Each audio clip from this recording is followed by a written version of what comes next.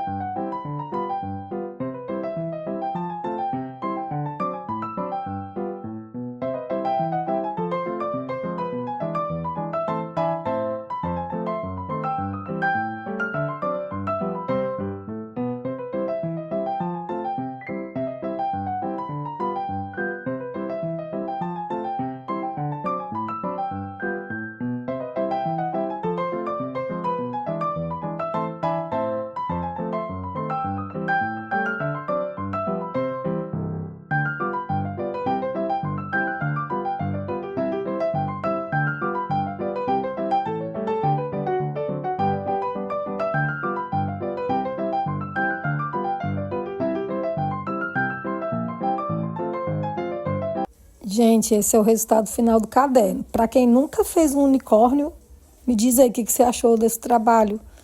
Achou esse método fácil? Eu acho que dá certo com unicórnio, vai dar certo com qualquer outra coisa, gente. Estou até pensando agora em fazer encomenda para fazer decoração de capa de caderno. Coloca aí nos seus comentários se você gostou desse resultado aí. Pelo menos já me incentiva, né, gente? Ver se dá certo ou não seguir também nessa função de fazer capa de caderno. Vou lá na casa dela pessoalmente entregar o caderno. Vamos ver qual é a reação dela.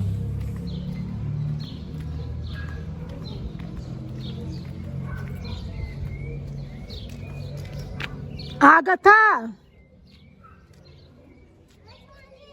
Oi, meu amor! Oi, olha aqui, eu tô vencendo a Calinha. Olha essa Calinha no buraquinho. Tia trouxe um negócio pra você. Seu caderno.